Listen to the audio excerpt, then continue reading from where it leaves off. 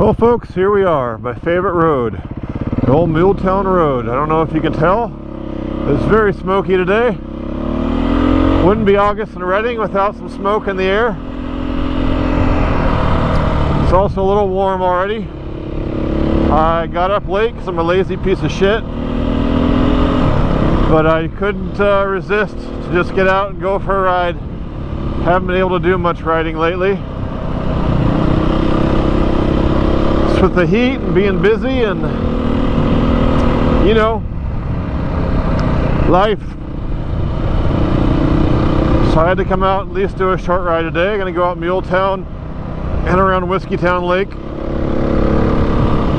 then back down Whiskeytown, then home. Out on the Beta, she feels great. This is a fun little bike. 430 is the way to go, man. It's got such a fun engine character. Nice and mellow when you want, and then it just comes on like stink in the mid-range. If you want that boring linear power curve, go ahead and get your 500, but if you want to have fun, get the 430. Fun fact, on the race bikes they use the 500 motor with the 430 cams. Or so I'm told. It really is smoky. I don't know how much of this will pick up on the camera, but damn. You can barely see those mountains right there. And they are not far away. They'll look farther away with the wide angle lens, but they're not. What else have I been up to, you're not wondering? Well, I've been trying to buy another motorcycle, and I gotta say I haven't had a real enjoyable experience thus far. Usually buying a motorcycle is very exciting for me, and I mentioned previously, but I typically prefer buying new, and lately the used market's been such a things are so overpriced on the used market. I don't know if it's even fair to say overpriced. It is what it is. The market reflects what people are paying, but prices of the used market are so high, it doesn't make sense to me to buy used when you can just buy new for barely any more, if at all anymore, and have a warranty. And historically I found the process of buying new to be just no hassle and enjoyable and pleasant. But this time around that has not been the case. And not only has it not been the case with one brand and multiple dealers, it's been the case with multiple brands, multiple dealers. So I was all set to buy a Harley. I'm not going to go into the whole story. I've already done that in some other videos. But at this point I've talked to about 7 different Harley dealers in my surrounding area, and hands down it is the worst experience I have ever had trying to purchase a new vehicle. They are the greasiest, shadiest, most difficult, slimiest, dishonest company I've ever tried to do business with. And I know it's just not just me having this experience. Oh, here we go, some dirt finally. It's not just me having this experience, because I've gotten on Reddit and a lot of other people echo the same sentiment. Gotten on the HD forums, a lot of people echo the sentiment there. I don't understand why Harley does business this way. And even people I've talked to now, a couple people about their used bikes, which I'm now looking at, I'll get to that, have said the same thing, that oh yeah, that's just the way they are, they're horrible. And I just don't understand it. I don't know who that business model appeals to. First of all, they don't want to give you an out-the-door price. They'll do everything they can to not give you an out-the-door price. They want you to come in, have a VIP experience. Let's get you on that bike. Let's do a test ride. Yeah, that's all fine and good, but How can I even evaluate the bike if I don't know what the price is? I have a budget. Well, just tell us where you need to be and we'll get you there. Because they want to do monthly payments. They bring out this fucking Foursquare and they want to try to get you on an 84-month loan at 10% or something fucking ludicrous. Anyway, I'm not going to go on and on about it. It's just been a fucking miserable experience. I got full-on bait and switched at the second dealer I talked to.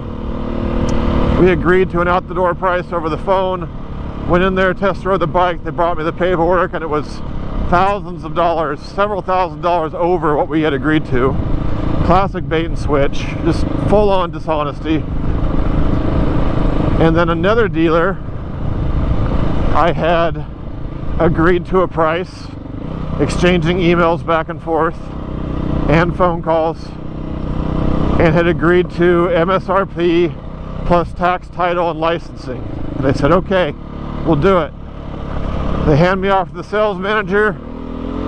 He gives me the final number, and again, they've tacked on thousands of dollars in fees. And I'm like, dude, this is not MSRP plus tax, title, and licensing. You have all your extra bullshit. Anyway, I'm going slow today, folks. I haven't been out in a while. I'm in my medium duty gear. I'm just kind of putting along today. I just wanted to get out and do something, so I'm going to be kind of taking it easy today. Anyway, point of all that is, it was a frustrating, miserable experience. It was that way across the board with every dealer I talk to. It's like they have some sort of corporate sales strategy and they all follow it to a T. Really fucking obnoxious. I don't know if this is a generational thing or just a Harley thing or what, but so I got to a point where I said, fuck it, I'm not getting a Harley. And I looked at another bike. I'll just tell you what it was. It was a KTM 1290 Super Adventure S. And has nothing to do with my local dealer Faders because they are awesome. Unfortunately, they didn't have one and they weren't going to get any till the 2023s. It was going to be like 5 or 6 months probably, and I don't want to wait that long. I am not a patient man.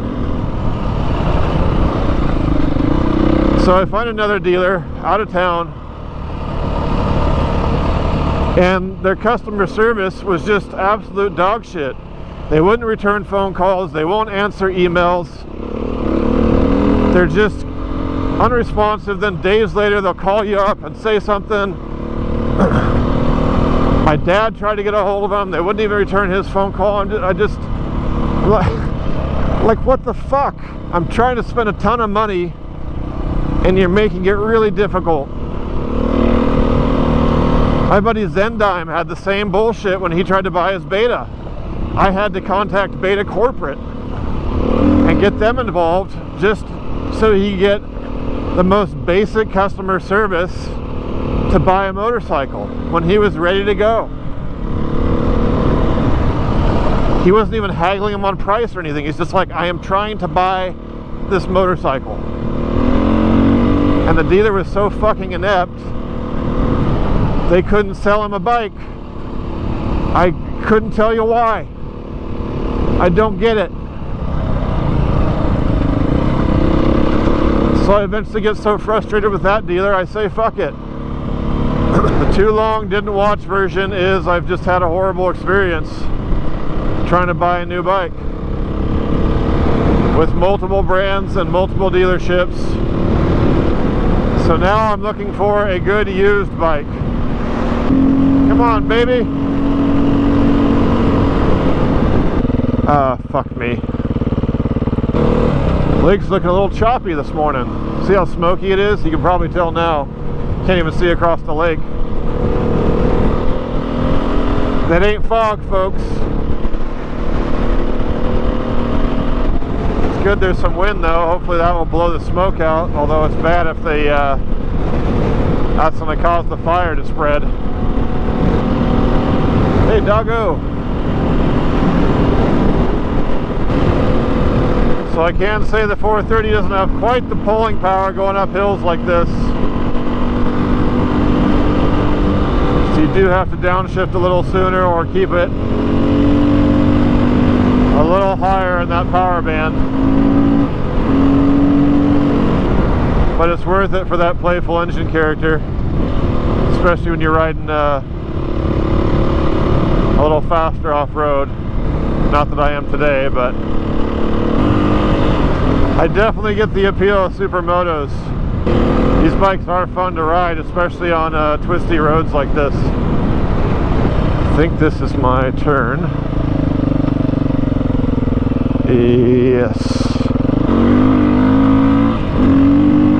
Yeah, once you get in the dirt, man, this 430 is so much fun.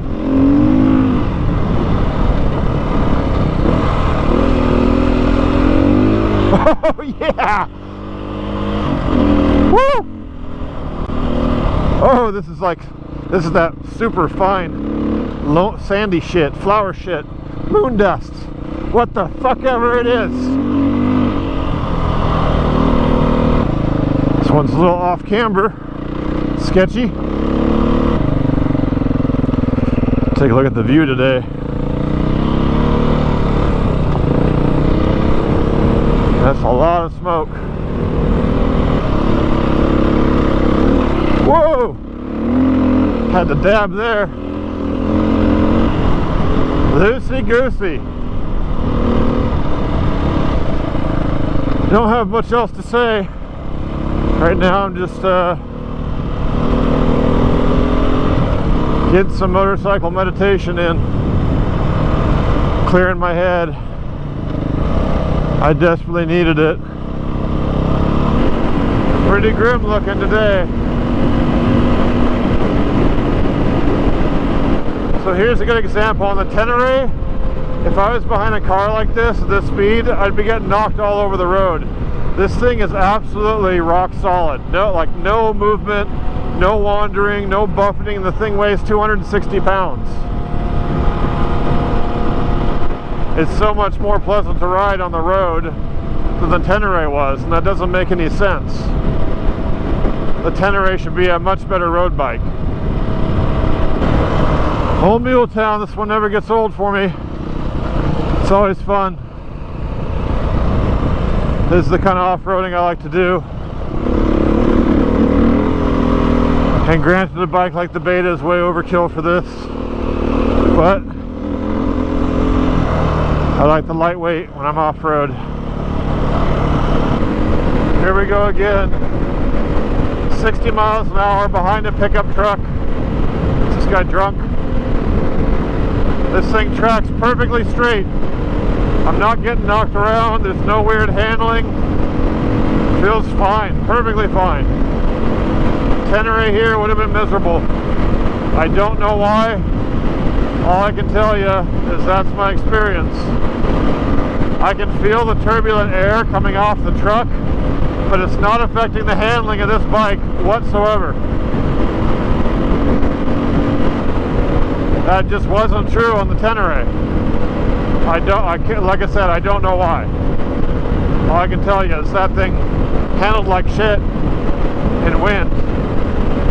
And I've had some people comment and say things like, if you're so bothered by the wind, why don't you just get a car? I'm not bothered by the wind, shit lips. In fact, I quite like naked bikes. My favorite bike of all time was my R1250R, a naked bike. This is a naked bike. I'm in the wind, there's no problem with the wind. What bothers me is shitty handling. This bike handles great even on really fucking knobby tires. The Tenere handled like shit on 50/50 tires. In this specific scenario. Everywhere else it was fine. Yeah, I'll get a car, a convertible. I'll take your mom for a ride in it. How about that? I keep hearing a weird sound when I come to a stop. Oh, I lost my vent hose. Well, that's probably why. Alrighty then. There goes $12. That thing wouldn't stay on anyway. Every time I came out in the garage, it was laying on the ground. Just gonna send it. Full send.